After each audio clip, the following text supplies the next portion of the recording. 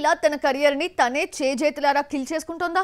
చేతి నిండా సినిమాలున్నా, crazy projects ఉన్నా శ్రీలీల కూడా బాలీవుడ్ మాయలో పడి మరో కీర్తి సురేష్ లా తయారైందా? ఇలాగే చేస్తే ప్రెజెంట్ సెట్స్ పై ఉన్న సినిమాలు తప్ప తెలుగులో మరో ఆఫర్ రావడం కష్టమేనా? ఇంతకీ శ్రీలీల చేయకూడని పని ఏం చేస్తోంది? చూద్దామా?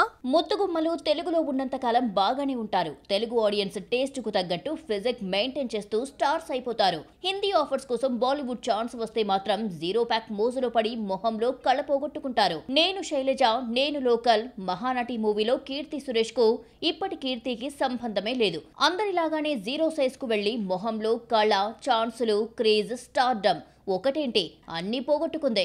ఒకటి అర ఆఫర్స్ తో సరిపెట్టుకుంటూ క్రేజీ ప్రాజెక్ట్స్ కోసం వెయిట్ చేస్తోంది. శ్రీలీలను చూస్తుంటే మరో కీర్తి సురేష్ కనిపిస్తోంది. డెబ్యూ మూవీ పెళ్లి సందడిలో కాస్త బొద్దుగా కనిపించి ఆ తర్వాత సినిమాకు తగ్గుతూ వచ్చింది. రీసెంట్ వీడియోలు చూస్తుంటే గుర్తుపట్టడమే కష్టమయ్యింది. శ్రీలీలకు ఏమయ్యిందే? ఏమైనా అనారోగ్యం చేసిందా అన్న డౌట్ వస్తోంది. రీసెంట్ గా షూటింగ్ లో మేకపిల్లను ఎత్తుకున్న వీడియోను సోషల్ మీడియాలో పోస్ట్ చేస్తే ఎవరి అమ్మాయని అనుకోవాల్సి వచ్చింది. కెరియర్ అయిపోయిందన్న టైంలో Pushpa 2లోని item song Kissik శ్రీలీలకి pan India image తీసుకొచ్చింది. ఆషికీ 3లో కార్తిక్ ఆర్యన్తో జతకడుతూ బాలీవుడ్లోకి ఎంట్రీ ఇచ్చింది. బాలీవుడ్లో 1-2 ఆఫర్స్ వచ్చాయని జీరో సైజ్ మెయింటైన్ చేస్తే ఈ సైజ్ కెరియర్ ను రక్షించలేదు. శ్రీలీల ఇంతవరకు పర్ఫార్మెన్స్ తో నటిగా నిరూపించుకుంది లేదు. అదృష్టమే ఎల్లకాలం రక్షిస్తుంది అనుకుంటే పొరపాటే. ఆ మధ్య ఇన్స్టాలో పెట్టిన ఓ వీడియో చూస్తే బక్క చిక్కి శ్రీలీలకు డూప్లా కనిపించింది. నేను జీరో ప్యాక్ తోనే ఉండాలంటే ప్రస్తుతం నటిస్తున్న మాస్ జాతర, ఉస్తాద్ భగత్ సింగే తెలుగులో లాస్ట్ మూవీస్ అవుతాయి. హీరోయిన్స్ అన్న తర్వాత స్లిమ్ గా ఉండాలి అనుకోవడంలో తప్పు లేదు. మరీ కళాకాంతి లేని ఫేస్ ను కోరుకోవాలా అన్న కామెంట్స్ వినిపిస్తున్నాయి. జీరో సైజ్ కు బాలీవుడ్ బ్రహ్మరథం పడుతుంది అనుకుంటే పొరపాటే. సక్సెస్ లేకపోతే కన్నెత్తి కూడా చూడరు. ఇదంతా హిందీ సినిమాల కోసమే అనుకుంటే అంతకన్నా తెలివి తక్కువ పని మరొకటి ఉండదు. బేబీ జాన్ ఫ్లాప్ తర్వాత కీర్తి సురేష్ కు మరో బాలీవుడ్ ఆఫర్ దక్కలేదు. చిరంజీవి అనిల్ రావిపూడి సినిమా మళ్లీ పట్టాలెక్కింది. సినిమా కార్మికుల బంద్తో బ్రేకులు పడ్డ షూటింగ్ మళ్లీ మొదలు కావడానికి నెల పట్టింది. యాక్టర్స్ డేట్స్ ఒక్కసారిగా క్యాన్సిల్ అయితే అడ్జస్ట్ కావడానికి టైం పడుతుంది. ఇంతకాలానికి చిరంజీవి నయన్ డేట్స్ కుదరడంతో సాంగ్ తీస్తున్నారు దర్శకుడు. చిరంజీవి అనిల్ రావిపూడి సినిమా మనశంకర వరప్రసాద్ సెట్స్ పైకి రావడం ఆలస్యం. ఇప్పటికే 3 స్కెడ్యూల్స్ పూర్తి చేసుకున్నాయి. 2026 సంక్రాంతికి ఎట్టి పరిస్థితుల్లో రిలీజ్ చేయాలన్న పట్టుదలతో డేట్స్ ఇచ్చేస్తున్నాడు. ఫస్ట్ పార్ట్ షూటింగ్ దాదాపు పూర్తయింది. నెలకు పైగా గ్యాప్ తర్వాత శుక్రవారం మొదలైన షెడ్యూల్లో నైనా చిరంజీవిపై డ్యూయెట్ సాంగ్ తెరకెక్కిస్తున్నారు. చిరంజీవి అనిల్ రావిపూడి సినిమాను అనౌన్స్ చేయడం ఆలస్యం. మెగాస్టార్ తనదైన స్టైల్లో లీకులిచ్చాడు. ఘరానా మొగుడు, రౌడీ అల్లుడు, గ్యాంగ్ లీడర్లా చిరంజీవి క్యారెక్టరైజేషన్ ఉంటుందని అనిల్ ముందే చెప్పేసి క్లారిటీ ఇచ్చేశాడు. ఇక నయనతార హీరోయిన్ అని చెబుతూ వీడియో రిలీజ్ చేశారు.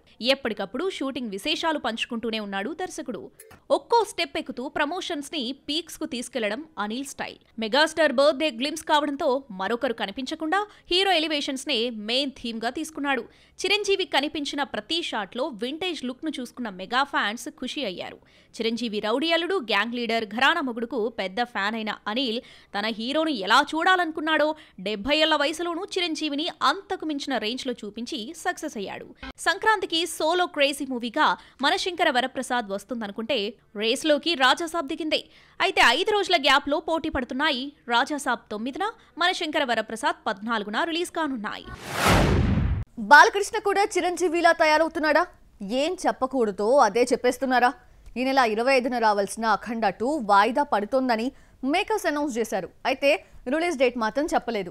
బాలయ్య ముందు మైక్ పెట్టి అఖండ 2 రిలీజ్ ఎప్పుడు అని అడగడం ఆలస్యం. చెప్పేశాడు. దసరా బరిలో సెప్టెంబర్ 25న ఓజీ, అఖండ 2 పోటీ పడినా ముందు నుంచి అఖండ 2 వాయిదా పడుతుంది అన్న ప్రచారానికి తగ్గట్లే మేకర్స్ వాయిదా వేశారు. ఈ నెలలో బ్యాలెన్స్ ఉన్న పాటని, ప్యాచ్ వర్క్ ని పూర్తి చేసిన తరువాత రిలీజ్ డేట్ ప్రకటిస్తారని తెలిసింది. ఎన్టీఆర్ స్వగ్రామం నిమ్మకూరు వెళ్లిన బాలయ్య మీడియాతో మాట్లాడుతూ అఖండ 2 డిసెంబర్ మొదటి వారంలో వస్తుంది అన్నారు.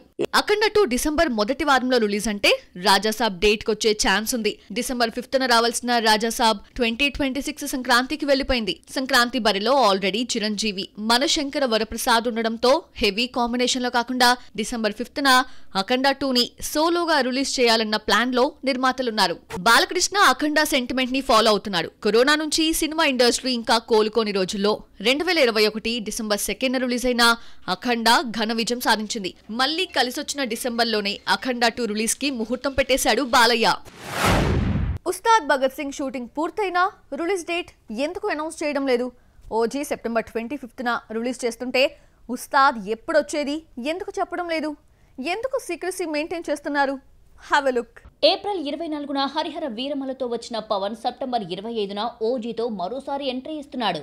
ఉస్తాద్ షూటింగ్ పూర్తయినా రిలీజ్ డేట్ ప్రకటించడం లేదు. ఈ ఏడాది రిలీజ్ చేసే వీలు ఉన్నా విడుదల చెయ్యరని తెలిసిందే. ఉస్తాద్ను రిలీజ్ చేసేస్తే ఓ పనైపోతుందే. కానీ తొందరపడే ఉద్దేశం పవన్ కు లేదని తెలిసిందే. 2025లోనే తీసుకొచ్చేస్తే ఒకే ఏడాదిలో 3 సినిమాలు వీరమల్లు, ఓజీ, ఉస్తాద్ వచ్చినట్టవుతుంది. 2026లో ఒక్కటి వచ్చే ఛాన్స్ ఉండదు. ఒకే ఏడాది కట్టకట్టుకొని రావడం కంటే ఉస్తాద్ను నెక్స్ట్ ఇయర్ రిలీజ్ చేయడమే బెటర్ అని పవన్ ఫీల్ అవుతున్నాడట. కొత్త ప్రాజెక్ట్స్ కు గ్రీన్ సిగ్నల్ ఇవ్వలేదు. గ్యాప్ లేకుండా ఉస్తాద్ను నెక్స్ట్ ఇయర్ రిలీజ్ చేయాలని డిసైడ్ అయ్యారని తెలిసిందే. ఉస్తాద్ను సంక్రాంతికి రిలీజ్ చేద్దామనుకుంటే రాజాసాబ్, మన శంకర వరప్రసాద్ లైన్లో ఉన్నాయి. అన్నయ్యకు పోటీగా తమ్ముడు దిగలేడు. సంక్రాంతి తర్వాత అంటే రిపబ్లిక్ డే 26 సోమవారం రావడంతో లాంగ్ వీకెండ్ వచ్చింది. ఇదొక ఆప్షన్. ఆన్ సీజన్ ఫిబ్రవరి, మార్చిలో రావడానికి సాహసించరు. 2026 సమ్మర్కు వెళ్లిపోనుంది.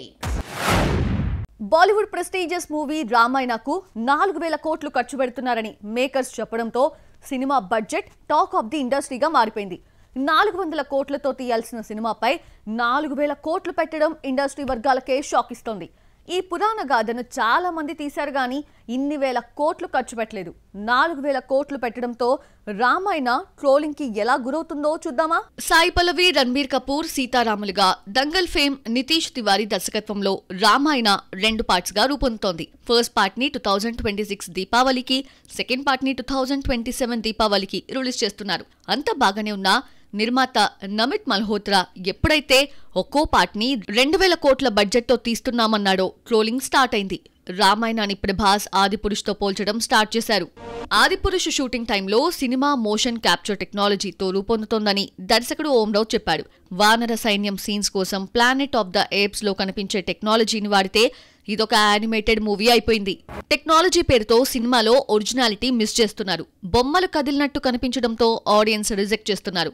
రోల్స్ లో జీవం కనిపించడం లేదు. ఇక యాక్షన్ సీన్స్ అయితే మరీ ఆర్టిఫిషియల్ అయిపోయాయి. విఎఫ్ఎక్స్, మోషన్ క్యాప్చర్ అంటే కొచ్చాడయాన్, ఆదిపురుష్ గుర్తుకొచ్చి భయపడిపోతున్నారు ఆడియన్స్.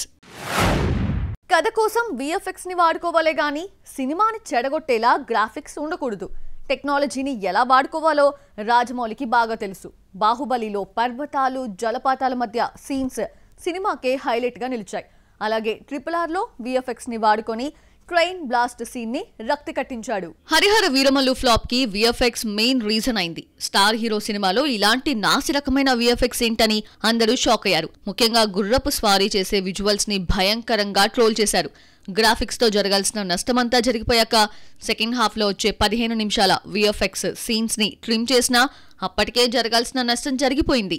అన్న తమ్ముళ్లకు విఎఫ్ఎక్స్ కలిసి రావడం లేదు. విశ్వంబర టీజర్ లోని గ్రాఫిక్స్ తో విమర్శలు కొని తెచ్చుకుంది టీమ్. దీంతో విఎఫ్ఎక్స్ వర్క్ రీడిజైన్ చేయడంతో సినిమా రిలీజ్ వాయిదా పడింది. ఏడాదిన్నర టైం తీసుకొని 2026 లో రిలీజ్ కి రెడీ చేస్తున్నారు. విశ్వంబర మొదలు పెట్టడానికి ముందు బడ్జెట్ 200 కోట్లు అవుతుందని అంచనా వేశారు. అయితే విఎఫ్ఎక్స్ వర్క్ కోసమే 75 కోట్లు ఖర్చు పెట్టాల్సి రావడంతో బడ్జెట్ భారీగా పెరిగిపోయింది. హాలీవుడ్ టెక్నీషియన్స్ తో విఎఫ్ఎక్స్ వర్క్ చేయిస్తున్నారు.